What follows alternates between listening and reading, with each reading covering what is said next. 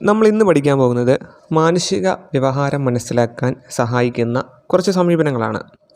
അതിൽ പ്രധാനപ്പെട്ട ഒരു സമീപനമാണ് വ്യവഹാര സമീപനം അല്ലെങ്കിൽ ബിഹേവിയറൽ അപ്രോച്ച്. നമുക്കറിയാം, വ്യവഹാര സമീപനം എന്ന് കേൾക്കുമ്പോൾ തന്നെ നമുക്ക് നമ്മുടെ മൈൻഡിലേക്ക് വരുന്ന സൈക്കോളജിസ്റ്റാണ് ജെ ബി വാട്സൺ അല്ലേ.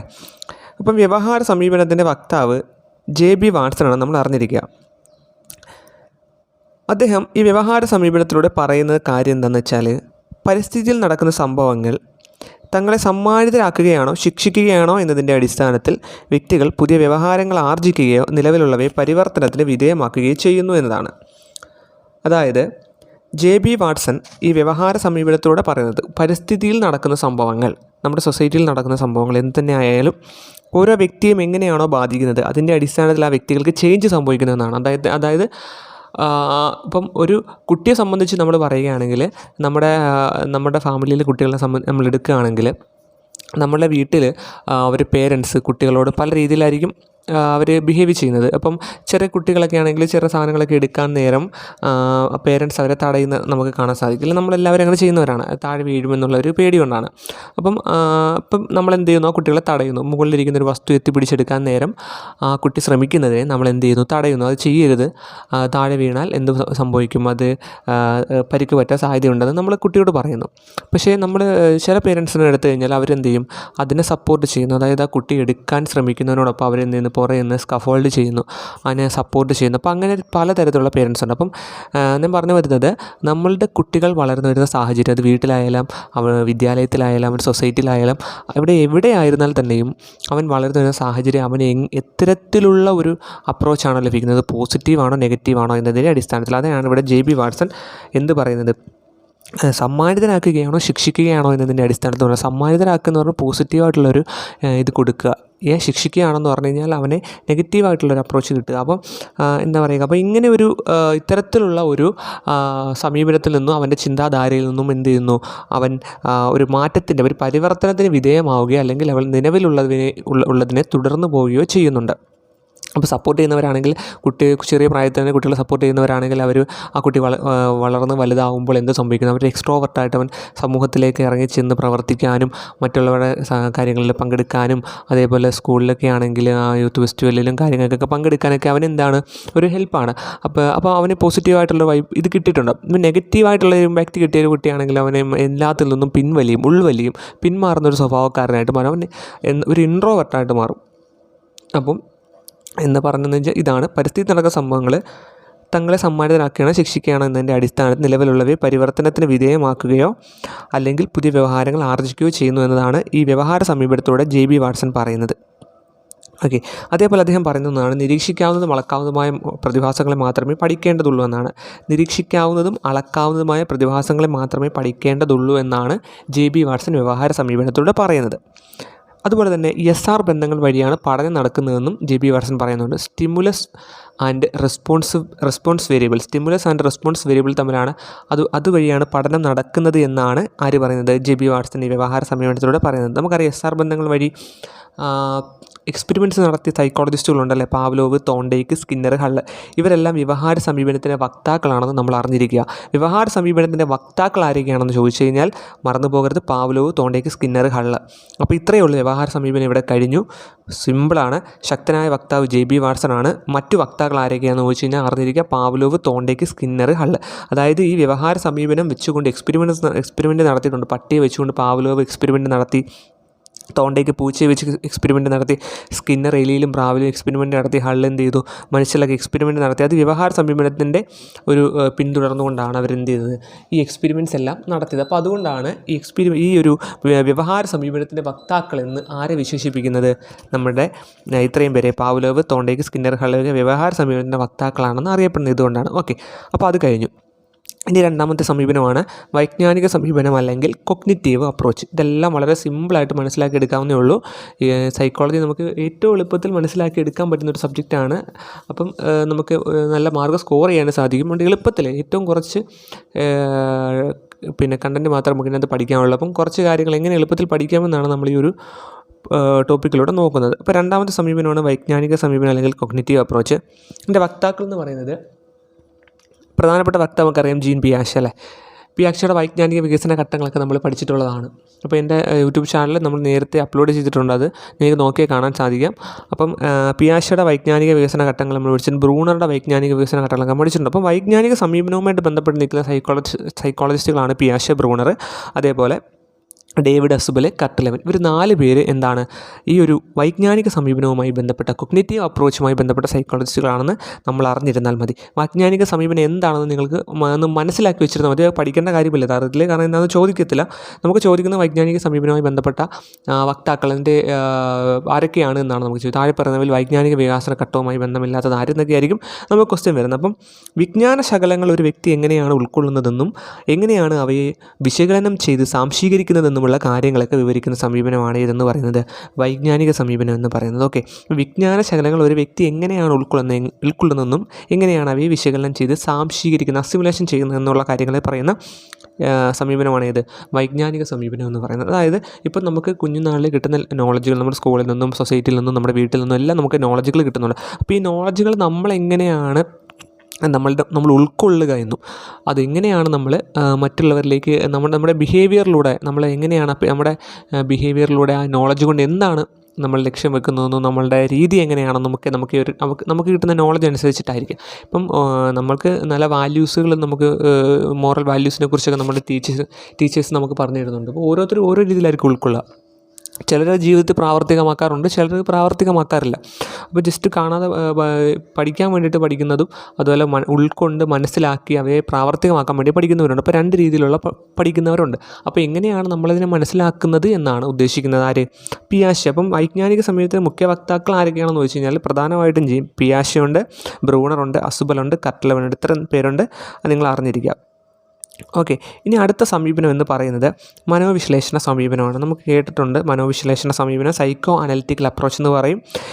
ഇതിൻ്റെ മുഖ്യ വക്താവ് എന്ന് പറയുന്നത് സിഗ്മണ്ട് ഫ്രോയിഡ് ആണെന്ന് അറിഞ്ഞിരിക്കുക. സൈക്കോ അനലിറ്റിക്കൽ അപ്രോച്ച്, മനോവിശ്ലേഷണ സമീപനം കൊണ്ടുവരുന്ന ആരാണ്?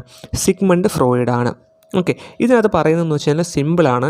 ഇതെന്ന് അറിഞ്ഞിരുന്നാൽ മാത്രം മതി. ബാല്യകാല അനുഭവങ്ങൾ ഭാവിയിൽ ഒരു വ്യക്തിയുടെ സ്വഭാവ സവിശേഷതകളെയും മാനസിക പ്രശ്നങ്ങളെയും സ്വാധീനിക്കുന്നുവെന്ന വസ്തുതയിൽ അധിഷ്ഠിതമായിട്ടുള്ളൊരു സമീപനമാണ് മനോവിശ്ലേഷണ സമീപനം എന്ന് പറയുന്നത്. അതായത് കുഞ്ഞുകാലത്തുണ്ടായിരുന്ന അനുഭവങ്ങൾ, ബാല്യകാലത്തുണ്ടായ അനുഭവങ്ങളൊക്കെ ഒരു ഭാവിയിൽ എന്ത് ചെയ്യുന്നു? ഒരു വ്യക്തിയുടെ സ്വഭാവത്തെ സ്വാധീനിക്കുന്നു, സ്വഭാവ സവിശേഷതകളെയും മാനസിക പ്രശ്നങ്ങളെയൊക്കെ സ്വാധീനിക്കുന്നു എന്നാണ് ആര് പറയുന്നത്? നമ്മുടെ സിഗ്മണ്ട് ഫ്രോയിഡ് മനോവിശ്ലേഷണ സമീപനത്തിലൂടെ പറയാൻ ശ്രമിക്കുന്നത് അതാണ്. സിഗ്മണ്ട് ഫ്രോയിഡ് നമ്മുടെ മനസ്സിനെ 3 തലത്തിലായിട്ട് വെച്ചിട്ടുണ്ട്. അതായത് ബോധതലമെന്നും അബോധതലമെന്നും ഉപബോധതലം അല്ലെങ്കിൽ ബോധപൂർവ്വതലമെന്നും conscious mind, unconscious mind and preconscious mind എന്ന് ഇങ്ങനെ 3 രീതിയിൽ എന്ത് ചെയ്തിരിക്കുന്നു? നമ്മുടെ മൈൻഡിനെ 3 തലങ്ങളായിട്ട് വീഴ്ചിരിക്കുന്നു. അതിന് ഏറ്റവും കൂടുതൽ അദ്ദേഹം പ്രാധാന്യം കൊടുക്കുന്നത് എന്താണ്? അബോധതലത്തിന്, അൺകോൺഷ്യസ് മൈൻഡിനാണ് അദ്ദേഹം പ്രാധാന്യം കൊടുക്കുന്നത്. അദ്ദേഹം പറയുന്നത് മാനസിക പ്രവർത്തനങ്ങളെ മുഖ്യമായിട്ട് നിയന്ത്രിക്കുന്നത് അബോധ മനസ്സാണെന്നാണ് സിഗ്മണ്ട് ഫ്രോയിഡ് പറയുന്നത്. അപ്പോൾ അതൊന്ന് അറിഞ്ഞിരിക്കുക. മാനസിക പ്രവർത്തനങ്ങളെ മുഖ്യമായിട്ട് നിയന്ത്രിക്കുന്നത് അബോധ മനസ്സാണെന്നാണ് ആര് പറയുന്നത്? സിഗ്മണ്ട് ഫ്രോയിഡ് പറയുന്നത്. അദ്ദേഹം പറയുന്ന മറ്റൊരു കാര്യം എന്താണെന്ന് വെച്ചാൽ, നമ്മുടെ ജീവിതത്തിൽ നമുക്ക് പൂർത്തിയാക്കാൻ കഴിയാത്ത ആഗ്രഹങ്ങളും വേദനാജനകമായിട്ടുള്ള അനുഭവങ്ങളും ഒക്കെ നമ്മളെ അബോധ മനസ്സിലേക്ക് ആഴ്ത്തപ്പെടുന്നു. അതിനാൽ ഒരു വ്യക്തിയെ നിയന്ത്രിക്കുന്നത് അബോധ മനസ്സാണ്. അതുപോലെ തന്നെ ഈ വേദനാജനകമായ അടിച്ചമർത്തപ്പെട്ട ആഗ്രഹങ്ങളൊക്കെയാണ്, ആഴ്ത്തപ്പെടുന്ന ഈ ആഗ്രഹങ്ങളും അടിച്ചമർത്തപ്പെട്ട ലക്ഷ്യങ്ങളും ആഗ്രഹങ്ങളും ഒക്കെയാണ് ഒരു വ്യക്തിയെ നിയന്ത്രിക്കുന്നത്. അബോധ മനസ്സാണ് ഒരു വ്യക്തിയെ നിയന്ത്രിക്കുന്നത് എന്നൊക്കെയാണ് ആര് പറയുന്നത്? നമ്മുടെ സിഗ്മണ്ട് ഫ്രോയിഡ് ഈ ഒരു മനോവിശ്ലേഷണ സമീപനത്തിലൂടെ പറയുന്നത്. ഓക്കെ, അപ്പം മനോവിശ്ലേഷണ സമീപനം അറിഞ്ഞിരിക്കേണ്ടത് പ്രധാനപ്പെട്ട വസ്തുത എന്താണെന്ന് വെച്ച് കഴിഞ്ഞാൽ, സിഗ്മണ്ട് ഫ്രോയിഡാണ് ഇത് കൊണ്ടുവന്നത്. അദ്ദേഹം പറയുന്നതെന്ന് പറഞ്ഞാൽ ബാല്യകാലത്തുണ്ടാകുന്ന അനുഭവങ്ങൾ ഭാവിയിൽ ഒരു വ്യക്തിയുടെ സ്വഭാവ സവിശേഷതകളെയും മാനസിക പ്രശ്നങ്ങളെയൊക്കെ സ്വാധീനിക്കുന്നുണ്ട് എന്ന് പറയുന്ന ഒരു സമീപനമാണ്. അപ്പം അതുപോലെ തന്നെ ബോധതലമെന്നും അബോധതലമെന്നും ബോധപൂർവ്വതലമെന്നും അല്ലെങ്കിൽ ഉപബോധതലമെന്നും 3 മൈൻഡുകളായിട്ട് മൈൻഡിനെ 3 തലങ്ങളായിട്ട് വിഭജിച്ചിരിക്കുന്നു. അതുപോലെ തന്നെ മാനസിക പ്രവർത്തനങ്ങളെ മുഖ്യമായിട്ട് നിയന്ത്രിക്കുന്നത് അബോധ മനസ്സാണെന്നാണ് ഫ്രോയിഡ് പറയുന്നത്. പൂർത്തിയാക്കാൻ കഴിയാത്ത ആഗ്രഹങ്ങളും വേദനാജനകമായ അനുഭവങ്ങളൊക്കെ നമ്മൾ അബോധ മനസ്സിലേക്ക് തള്ളിവിടുന്നുണ്ട്. അപ്പോൾ അതൊക്കെയാണ് നമ്മുടെ മനസ്സിനെ നിയന്ത്രിക്കുന്ന ശക്തികളെന്ന് പറയുന്നത് എന്നാണ് സിഗ്മണ്ട് ഫ്രോയിഡ് പറയുന്നത്. അതുപോലെ മനസ്സിൻ്റെ ഘടന അദ്ദേഹം 3 തിരിക്കുന്നുണ്ട്. ഇത്, ഈഗോ, സൂപ്പർ ഈഗോ. 3 നമ്മൾ പഠിച്ചിട്ടുള്ളതാണ്. ഇത്, ഈഗോ, സൂപ്പർ ഈഗോ. ഇതെന്ന് പറഞ്ഞാൽ ആനന്ദ തത്വത്തിൽ അധിഷ്ഠിതമാണ്. അതായത് നമ്മുടെ മനസ്സിന് സന്തോഷം വരുന്ന കാര്യങ്ങൾ ചെയ്യാനാണ് ആര് ശ്രമിക്കുന്നത്. യുക്തിക്കോ മറ്റ് കാര്യങ്ങൾക്കോ മോറൽ വാല്യൂസിനോ യാതൊരു പ്രാധാന്യവും ആര് കൊടുക്കുന്നില്ല, ഇത് കൊടുക്കുന്നില്ല. യുക്തിക്കും പ്രാധാന്യം കൊടുക്കുന്നില്ല, സന്മാർഗ്ഗപരമായ രീതികൾക്കൊന്നും ഒരു പ്രാധാന്യം കൊടുക്കുന്നില്ല. നമുക്ക് സന്തോഷം തരുന്നത് എന്താണോ അതിന് ആര് പ്രാധാന്യം കൊടുക്കുന്നുള്ളൂ, ഇത് പ്രാധാന്യം കൊടുക്കുന്നത്. ആ ഒരു കാര്യം ചെയ്താൽ പിന്നീട് വരുന്ന വശങ്ങളെക്കുറിച്ചോ പിന്നീട് വരുന്ന പ്രശ്നങ്ങളെക്കുറിച്ചോ ആര് ചിന്തിക്കുന്നില്ല, ഇത് ചിന്തിക്കുന്നില്ല. ഇപ്പം ഒരു പോക്കറ്റടിക്കാരന്, ബസ്സിൽ കയറിയ ഒരു പോക്കറ്റടിക്കാരന് അല്ലെങ്കിൽ ഒരു കള്ളനിക്ക് അവനെന്തെങ്കിലും പിടിച്ചു പറിക്കാനോ അല്ലെങ്കിൽ തട്ടിപ്പറിക്കാനോ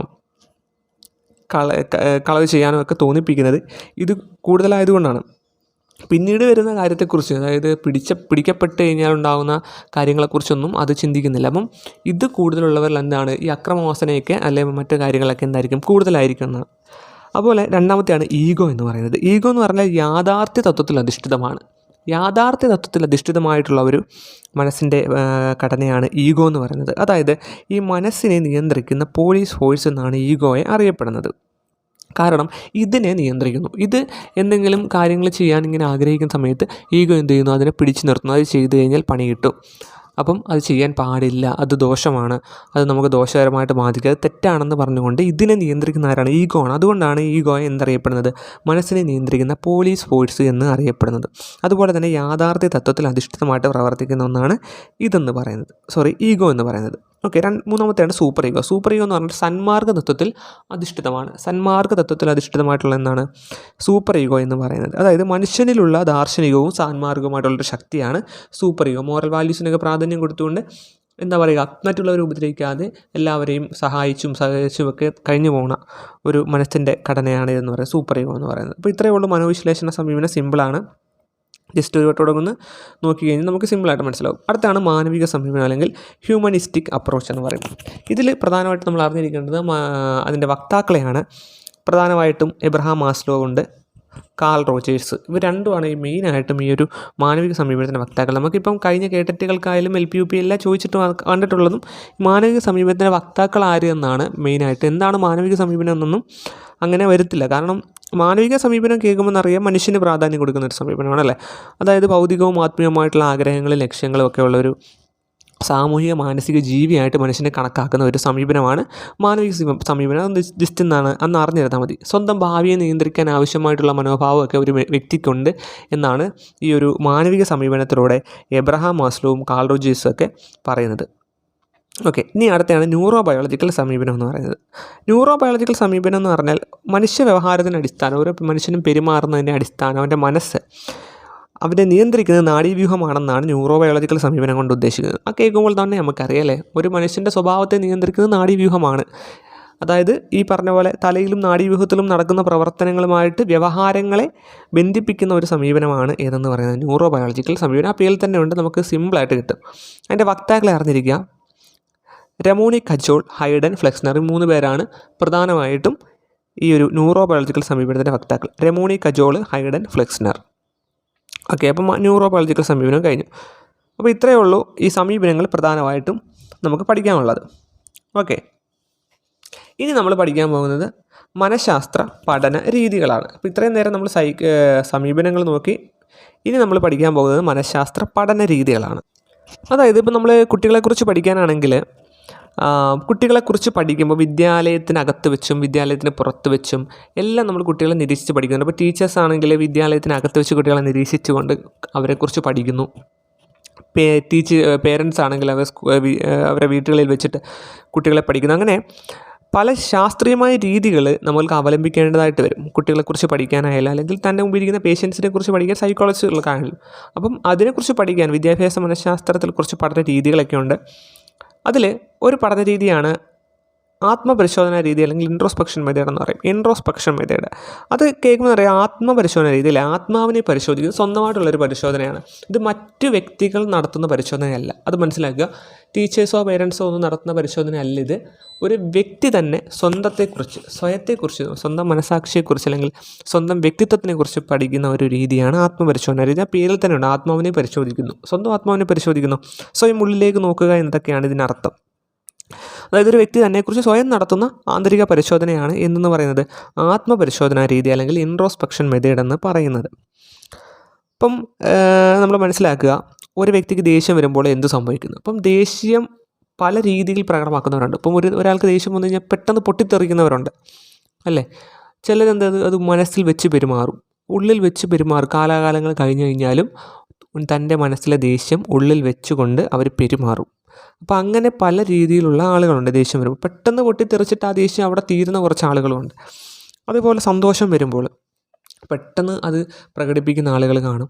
അത് പിന്നെ പ്രകടിപ്പിക്കാതെ ഉള്ളിൽ വെച്ചുകൊണ്ട് സന്തോഷം അടക്കി വെക്കുന്നവരുണ്ട്. അങ്ങനെ പല രീതിയിൽ. അതുപോലെ പിന്നെ നമുക്ക് ദുഃഖം കരച്ചിൽ വരുമ്പോൾ പൊട്ടിക്കരയുന്നവർ കാണാം. അതുപോലെ തന്നെ ദുഃഖം പിടിച്ചു നിർത്തുന്നവർ പല രീതിയിലുള്ള. അപ്പം നമ്മളുടെ എന്താ പറയുക, ഓരോരുത്തരും ഓരോ രീതിയിലാണ്. അപ്പോൾ അവരെക്കുറിച്ച് പഠിക്കുകയാണ്. ഈ പറയുന്ന ഓരോരുത്തർക്കും ഓരോ വികാര പ്രകടനങ്ങൾ അവരെങ്ങനെയാണ് അവരെങ്ങനെ എന്താ ചെയ്യുന്നത്, അവർക്ക് അവരുടെ ഉള്ളിൽ നടക്കുന്ന മാറ്റങ്ങൾ എന്തെല്ലാമാണെന്ന് അവർ സ്വയം ചിന്തിക്കുന്നതിനെ, പഠിക്കുന്നതിനെ, മനസ്സിലാക്കുന്നതിനാണ് ആത്മപരിശോധന രീതി എന്ന് പറയുന്നത്. അപ്പോൾ ഇവിടെ നമുക്ക് പഠിക്കാനുള്ള 2 കാര്യം. ആത്മപരിശോധന രീതി എന്ന് പറഞ്ഞാൽ മാനസിക പഠനങ്ങൾക്കുള്ള അല്ലെങ്കിൽ മനഃശാസ്ത്ര പഠനങ്ങൾക്കുള്ള ഏറ്റവും പഴയ രീതിയാണ്, അല്ലെങ്കിൽ ഓൾഡസ്റ്റ് മെത്തേഡാണെന്ന് പഠിച്ചു വെച്ചേക്കുക. അതുപോലെ ഇത് വികസിപ്പിച്ചെടുത്തത് അല്ലെങ്കിൽ ഇത് കൊണ്ടുവന്നത് ഡെവലപ്ഡ് ബൈ വില്യം വുണ്ടാണ്. ഇത് കൊണ്ടുവന്നതെന്ന് മനസ്സിലാക്കുക. അപ്പോൾ ഈ 2 പോയിൻറ്റുകളാണ് നമുക്ക് പ്രധാനമായിട്ട് മനസ്സിലാക്കാനുള്ളത്. ആത്മപരിശോധന രീതിയിലെ ഏറ്റവും മാനസിക മനഃശാസ്ത്ര പഠനങ്ങൾക്കുള്ള ഏറ്റവും പഴയ രീതിയാണ് ആത്മപരിശോധന രീതി അല്ലെങ്കിൽ ഇൻട്രോസ്പെക്ഷൻ മെത്തേഡ്. ഇത് കൊണ്ടുവന്നത് ആരാണ്? വില്യം വുണ്ടാണ്. അപ്പോൾ ഇത് രണ്ടുമാണ് നമുക്ക് മെയിനായിട്ട് ഇതിനകത്ത് പഠിക്കാനുള്ളത്. ഇനി രണ്ടാമത്തെയാണ് നിരീക്ഷണ രീതി അല്ലെങ്കിൽ ഒബ്സർവേഷൻ മെത്തേഡ് എന്ന് പറയുന്നത്.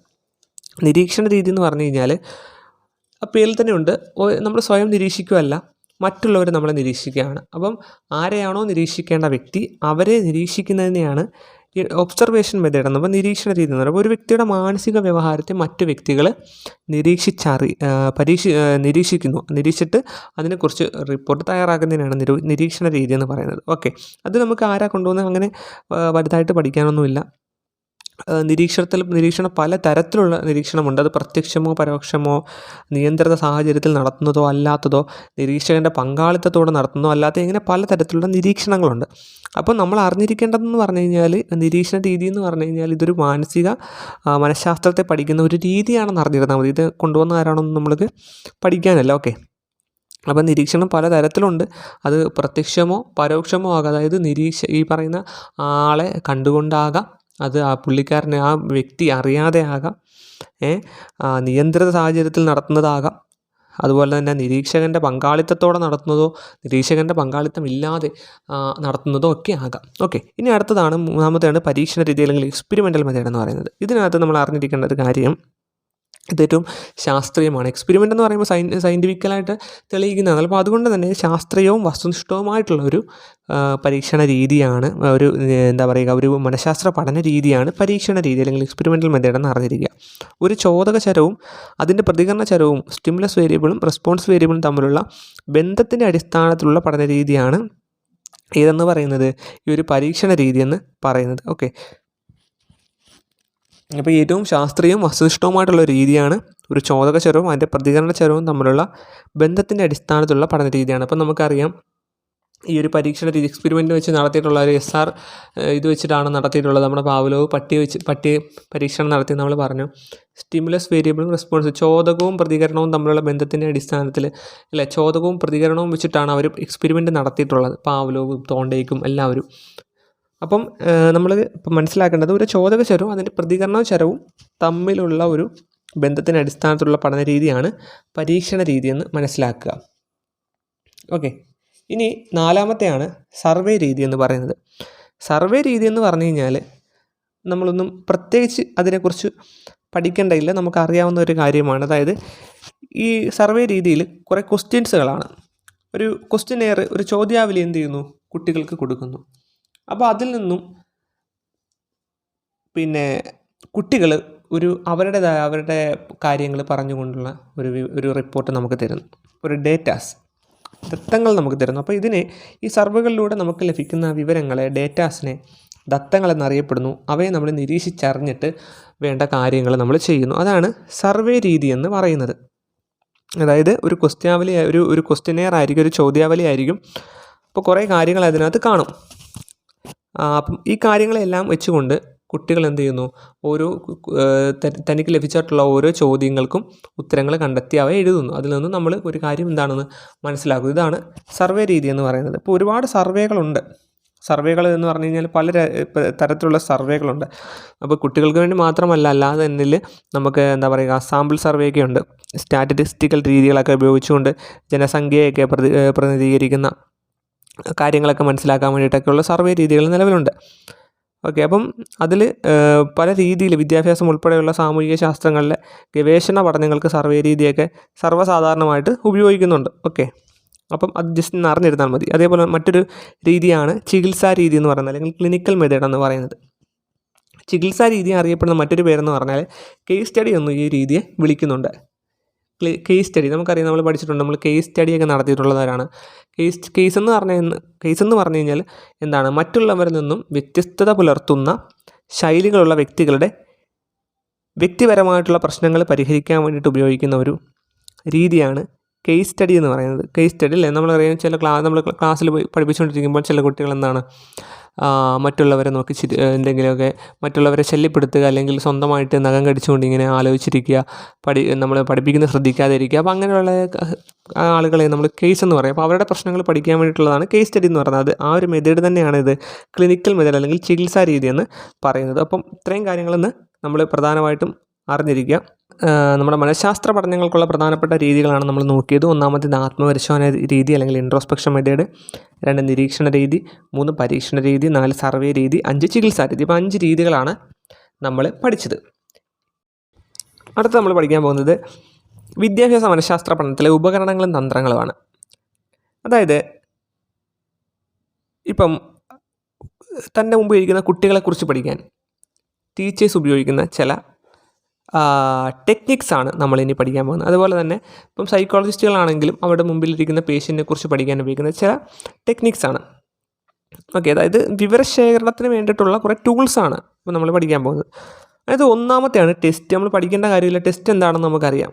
അപ്പം ടെസ്റ്റ് എന്ന് പറഞ്ഞു കഴിഞ്ഞാൽ ഇപ്പം ഒരു വാചികമോ ലിഖിതമോ പ്രവൃത്തി രൂപേണയുള്ളതോ അങ്ങനെയുള്ളതായ പ്രതികരണങ്ങൾ ആവശ്യപ്പെട്ടുകൊണ്ട് നമ്മൾ നിരവധി ചോദ്യങ്ങൾ ഉൾപ്പെട്ട ഒരു എന്താ പറയുക ഒരു ക്വസ്റ്റ്യനെയർ അവർക്ക് കൊടുക്കുന്നു. അപ്പോൾ അതിൽ നിന്നും അവരെന്ത് ചെയ്യുന്നു, ഉത്തരങ്ങൾ കണ്ടെത്തി എഴുതുന്നു. അതിനെയാണ് നമ്മൾ ടെസ്റ്റ് എന്ന് പറയുന്നത്. ശോധകം എന്ന് മലയാളത്തിൽ പറയും ടെസ്റ്റ്. ഇപ്പോൾ ഉദാഹരണം പറഞ്ഞു കഴിഞ്ഞാൽ സിദ്ധിശോധകം നമ്മൾ പഠിച്ചിട്ടുണ്ട്, അച്ചീവ്മെൻ്റ് ടെസ്റ്റ്, അതിനൊരു ഉദാഹരണമാണ്. അതായത് ഈ ഒരു ടെസ്റ്റിന് ഉദാഹരണമാണ്. അപ്പോൾ അതെന്താണെന്ന് വ്യക്തമായിട്ട് പഠിക്കേണ്ട കാര്യമില്ല. നമ്മൾക്ക് ഇപ്പോൾ കുട്ടികൾക്ക് എന്തെല്ലാം കാര്യങ്ങൾ മനസ്സിലായി, പഠിപ്പിച്ച ആ യൂണിറ്റിനെ കുറിച്ച് എന്തെല്ലാം കാര്യങ്ങൾ മനസ്സിലായി, എന്തെല്ലാം മനസ്സിലാവേണ്ട, അങ്ങനെയുള്ള കാര്യങ്ങളൊക്കെ നമുക്ക് മനസ്സിലാക്കാൻ വേണ്ടിയിട്ട് നമ്മളൊരു ടെസ്റ്റ് നടത്തുന്നു, സാധാരണ ടെസ്റ്റ് നടത്തുന്നു. അതിനെയാണ് ശോധകം അല്ലെങ്കിൽ ടെസ്റ്റ് എന്ന് പറയുന്നത്. രണ്ടാമത്തെയാണ് സംഭവ വിവരണ രേഖ അല്ലെങ്കിൽ അനക്ഡോട്ടൽ റെക്കോർഡ്. ഇതാണ് നമുക്ക് പഠിക്കാനുള്ളത്. അനക്ഡോട്ടൽ റെക്കോർഡ് നമുക്കറിയാവുന്നതാണ്. അനക്ഡോട്ടൽ റെക്കോർഡ് അല്ലെങ്കിൽ ഉപാഖ്യാന രേഖ എന്ന് തന്നെ അറിയപ്പെടുന്നുണ്ട്. ഉപാഖ്യാന രേഖ അല്ലെങ്കിൽ സംഭവ വിവരണ രേഖ. അതായത് ഇതെന്ന് പറഞ്ഞു കഴിഞ്ഞാൽ ശിശു വ്യവഹാര പഠനത്തിലെ സംഭവങ്ങളുടെ ഓർമ്മക്കുറിപ്പുകളാണ്. കുട്ടിയുടെ വ്യവഹാര പഠനത്തിലെ കുട്ടിയുടെ പെരുമാറ്റത്തെക്കുറിച്ച് പഠിക്കാൻ വേണ്ടിയിട്ടുള്ള അല്ലെങ്കിൽ അവരെക്കുറിച്ച് പഠിക്കാൻ വേണ്ടിയിട്ട് ഓരോ സംഭവങ്ങളുടെയും ഓർമ്മക്കുറിപ്പുകളെയാണ് നമ്മൾ ഉപാഖ്യാന രേഖ അല്ലെങ്കിൽ സംഭവ വിവരണ രേഖ അല്ലെങ്കിൽ അനക്ഡോട്ടൽ റെക്കോർഡ് എന്നൊക്കെ അറിയപ്പെടുന്നത്. അതായത് ഇപ്പം ഓർമ്മക്കുറിപ്പുകളെന്ന് പറയുമ്പോൾ ഒരു സഹപാഠി, തൻ്റെ ക്ലാസ്സിലുള്ള ഒരു സഹപാഠി എന്തെങ്കിലും ഒരു പ്രയാസം അനുഭവിക്കുമ്പോൾ ഒരു വിദ്യാർത്ഥി എങ്ങനെയാണ് ആ കുട്ടിയോട് പെരുമാറുന്നത്, ഏത് തരത്തിലാണ് ആ കുട്ടിയോട് പെരുമാറുന്നത് എന്നുള്ള കാര്യം. ഇപ്പം നമ്മൾ നമ്മുടെ ക്ലാസ്സുകളിലൊക്കെ ആണെങ്കിലും പ്രയാസം അനുഭവിക്കുന്ന കുട്ടികളോട് മറ്റു കുട്ടികൾ ചിലപ്പം നല്ല സഹാനുഭൂതിയിൽ പെരുമാറും, അവർക്ക് വേണ്ട ഹെൽപ്പുകളൊക്കെ ചെയ്തു കൊടുക്കും. അങ്ങനെ പല രീതിയിലുള്ള കുട്ടികളുണ്ട്. എന്നാൽ ചില കുട്ടികൾ എന്താണ്, അവരെ പ്രത്യേകിച്ച് മൈൻഡ് ചെയ്യാറോ ഒന്നുമില്ല.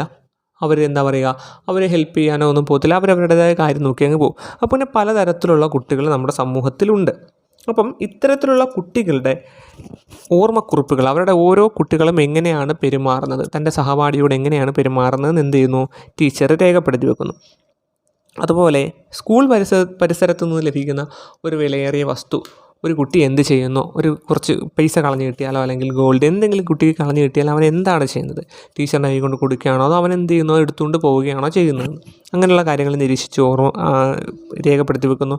അതുപോലെ തന്നെ ഒരു പരീക്ഷാ ഹാളിൽ വെച്ചിട്ട് ഒരു സഹപാഠി നിയമവിധേയമല്ലാത്തൊരു സഹായത്തിന് അപേക്ഷിച്ചാൽ ആ കുട്ടി എങ്ങനെയാണ് പ്രതികരിക്കുന്നത്, അങ്ങനെയുള്ള അത്തരത്തിലുള്ള കാര്യങ്ങളൊക്കെ ഉദാഹരണമായിട്ട് നമുക്ക് പറയാൻ പറ്റും. അപ്പോൾ അത്തരത്തിലുള്ള കാര്യങ്ങളൊക്കെ രേഖപ്പെടുത്തി വെക്കുന്ന ഒരു രേഖയാണ് ഉപാഖ്യാന രേഖ അല്ലെങ്കിൽ അനക്ഡോട്ടൽ റെക്കോർഡ് എന്ന് പറയുന്നത്. ഇത് വ്യക്തിത്വത്തിൻ്റെ അടിസ്ഥാനത്തിൽ കുട്ടികളെ വ്യക്തിത്വത്തിൻ്റെ അടിസ്ഥാനത്തിൽ, അവരുടെ പേഴ്സണാലിറ്റിയുടെ അടിസ്ഥാനത്തിൽ അധ്യാപകന് വിലയിരുത്താൻ സാധിക്കുന്നു. അപ്പം വ്യക്തിത്വത്തിൻ്റെ അടിസ്ഥാനത്തിൽ കുട്ടികളെ വിലയിരുത്താൻ സാധിക്കുന്ന രേഖ ഏതാണ് അല്ലെങ്കിൽ റെക്കോർഡ് ഏതാണെന്ന് വെച്ചാൽ ഏതാണ്? അനക്ഡോട്ടൽ റെക്കോർഡ് അല്ലെങ്കിൽ ഉപാഖ്യാന രേഖ അല്ലെങ്കിൽ സംഭവ വിവരണ രേഖ. ഇവയാണ് വ്യക്തിത്വത്തിൻ്റെ അടിസ്ഥാനത്തിൽ കുട്ടികളെ വിലയിരുത്താൻ അധ്യാപകനെ സഹായിക്കുന്നത്. അപ്പോൾ ഈ പ്രധാനപ്പെട്ട ഈ കാര്യങ്ങൾ മാത്രം അറിഞ്ഞിരുന്നാൽ മതി. ഉപാഖ്യാന രേഖ എന്ന് പറഞ്ഞാൽ ശിശു വ്യവഹാര പഠനത്തിലെ സംഭവങ്ങളുടെ ഓർമ്മക്കുറിപ്പുകളാണ്. അപ്പോൾ ഉദാഹരണം പറഞ്ഞു, സഹപാഠി പ്രയാസം നേരിടുമ്പോൾ വിദ്യാർത്ഥി എങ്ങനെ പെരുമാറുന്നു, സ്കൂൾ പരിസരത്ത് നിന്ന് ലഭിക്കുന്ന വിലയേറിയ വസ്തു അവൻ എന്ത് ചെയ്യുന്നു, അതുപോലെ തന്നെ നിയമവിധേയമല്ലാത്ത ഒരു സഹായത്തിന് അപേക്ഷിച്ചാൽ എക്സാം ഹാളിൽ വെച്ചിട്ട് ഒന്ന് പറഞ്ഞു തരാൻ പറഞ്ഞാൽ അവൻ എങ്ങനെയാണ് പെരുമാറുന്നത്. പല കുട്ടികളും പല രീതിയിലായിരിക്കും, ചിലർ കാണിച്ചു കൊടുക്കും, ചിലർ കാണിച്ചു കൊടുക്കത്തില്ല. അപ്പോൾ എങ്ങനെയാണ് പെരുമാറുന്നത്, അപ്പോൾ ഇങ്ങനെയുള്ള കാര്യങ്ങളെയൊക്കെ രേഖപ്പെടുത്തി വെക്കുന്നു. വ്യക്തിത്വത്തിൻ്റെ അടിസ്ഥാനത്തിൽ കുട്ടികളെ വിലയിരുത്താൻ അധ്യാപകനെ സഹായിക്കുന്ന രേഖയാണ് ഏതെന്ന് പറയുന്നത്? ഉപാഖ്യാന രേഖ എന്ന് പറയുന്നത്. ഓക്കെ, രണ്ടാമത്തെയാണ് ഇനി സഞ്ചിത രേഖ അല്ലെങ്കിൽ ക്യുമുലേറ്റീവ് റെക്കോർഡ്. ക്യുമുലേറ്റീവ് റെക്കോർഡ് അല്ലെങ്കിൽ സഞ്ചിത രേഖ എന്ന് പറയുന്നത് കുട്ടിയുടെ വിദ്യാഭ്യാസ ചരിത്രത്തിലെ ക്രമാനുഗതമായിട്ടുള്ള ഒരു രേഖയാണ്. അതായത് കുട്ടിയുടെ വിദ്യാഭ്യാസ ചരിത്രത്തിലെ ക്രമാനുഗതമായ രേഖ. അതായത് കുട്ടിയെ സൂക്ഷ്മമായിട്ട് നമ്മൾ മൂല്യനിർണ്ണയം നടത്തുന്നതിന് ദീർഘകാലം നീണ്ടൊരു തുടർച്ചയായ പരിശോധന വേണം, അല്ലേ? പണ്ട് തൊട്ട് ഉള്ള കാര്യങ്ങൾ, കുട്ടി സ്കൂളിൽ ചേർന്നിട്ട് മുതലുള്ള കാര്യങ്ങൾ ഇങ്ങോട്ട് എന്തെല്ലാം കാര്യങ്ങളുണ്ടോ അതെല്ലാം നിരീക്ഷിച്ചറിഞ്ഞിട്ട് പ്രധാനപ്പെട്ട എല്ലാ കാര്യങ്ങളും എന്തായിരുന്നു രേഖപ്പെടുത്തി വെക്കുന്നത്. അപ്പം ഉദാഹരണം പറഞ്ഞു കഴിഞ്ഞാൽ കുട്ടിയുടെ പഠനസിദ്ധി, അവൻ എത്രത്തോളം പഠിക്കുന്നവനാണ്, അവൻ്റെ കായിക വികസനം, അവൻ്റെ ആരോഗ്യ കാര്യങ്ങൾ തുടങ്ങിയ എല്ലാ കാര്യങ്ങളും രേഖപ്പെടുത്തി വെക്കുന്ന ഒരു രേഖയാണ് സഞ്ചിത രേഖ എന്ന് പറയുന്നത്.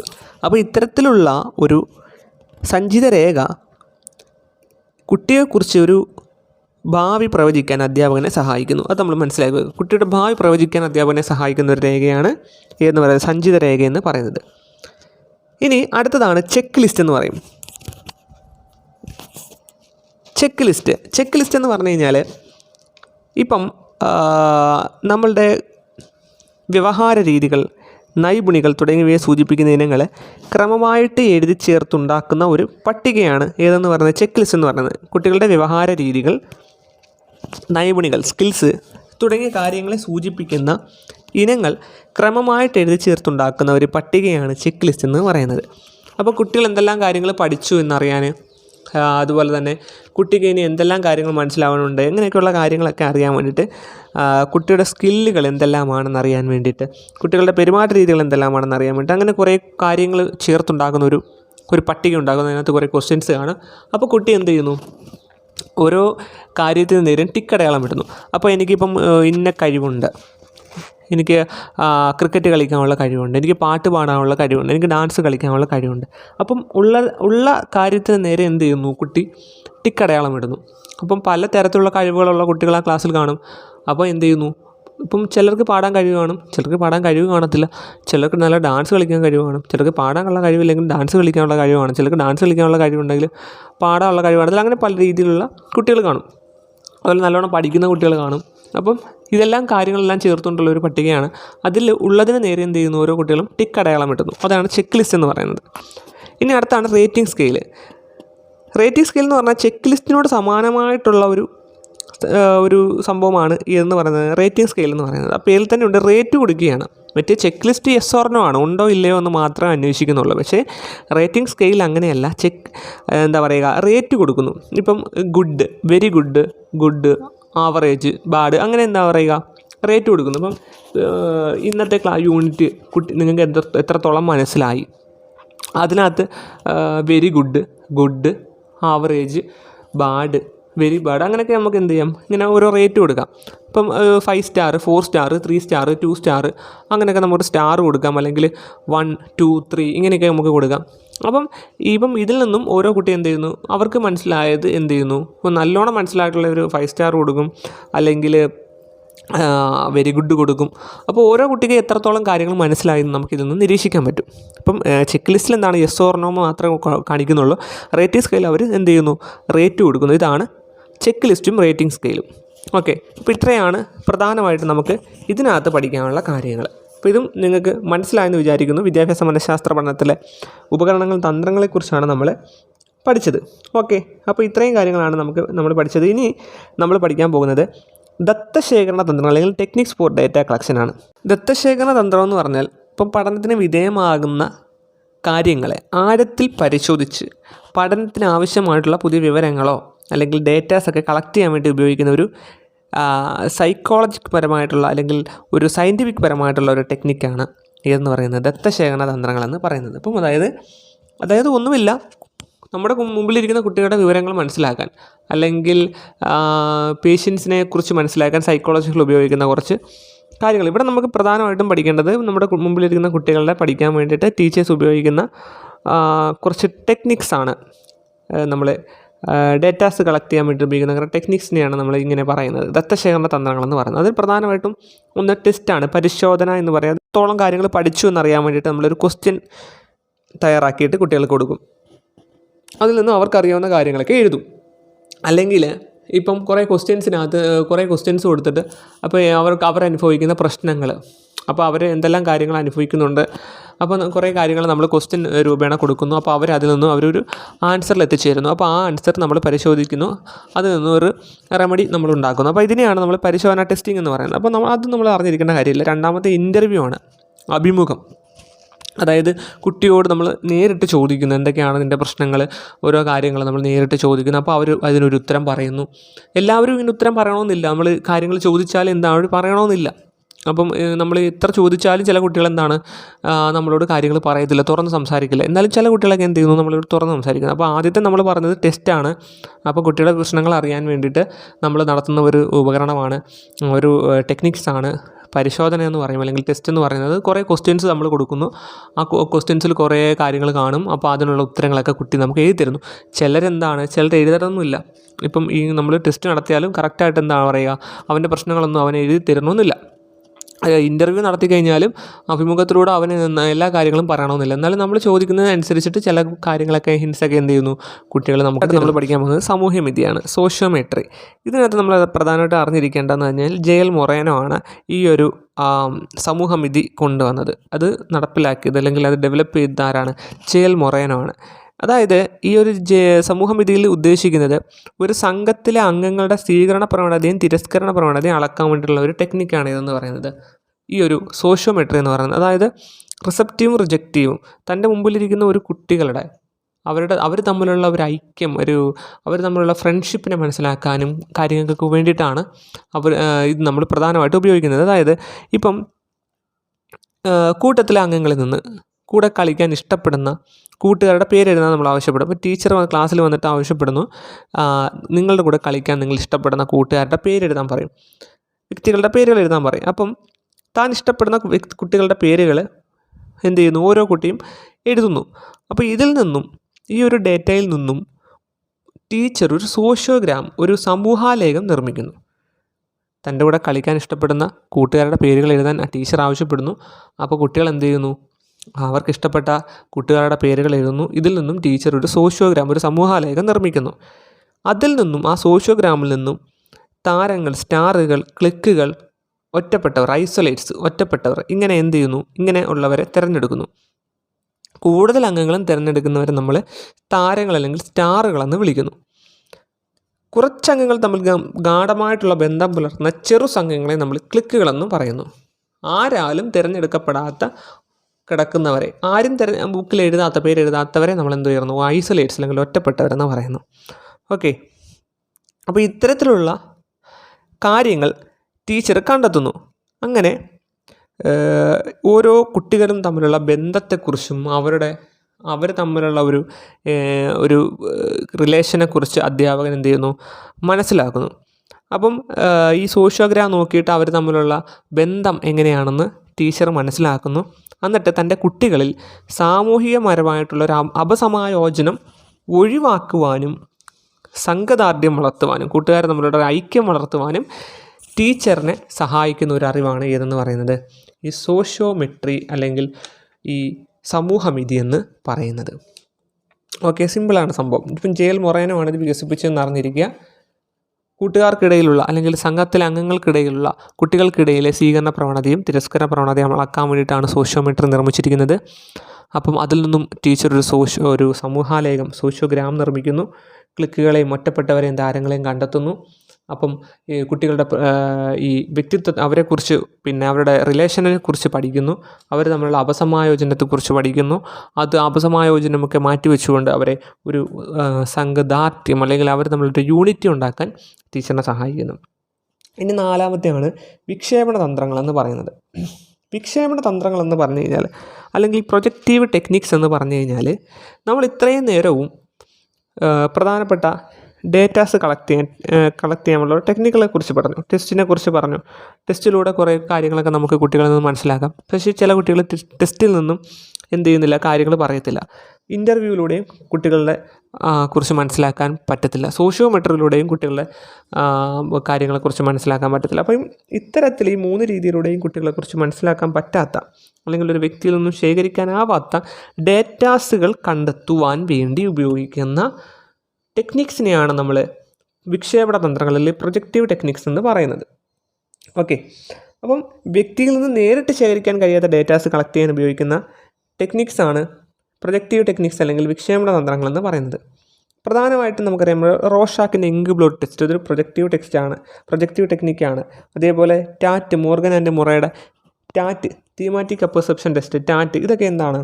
ഇതൊക്കെ ഒരു പ്രൊജക്റ്റീവ് ടെക്നിക്സാണ്, വിക്ഷേപണ തന്ത്രങ്ങളാണ്. അതായത് അതിയായിട്ടുള്ള ആത്മപരതയുള്ള ഇൻട്രോവേർട്ടായിട്ടുള്ള വ്യക്തികൾ എന്ത് ചെയ്യുന്നില്ല, തൻ്റെ ഉള്ളിലുള്ളത് വെളിവാക്കത്തില്ല. അപ്പോൾ അവരിൽ നിന്നും കാര്യങ്ങൾ മനസ്സിലാക്കാൻ വേണ്ടിയിട്ട് ഉപയോഗിക്കുന്ന ഒരു ടെക്നിക്സാണ് നമ്മൾ ഈ വിക്ഷേപണ തന്ത്രങ്ങളെന്ന് പറയുന്നത്.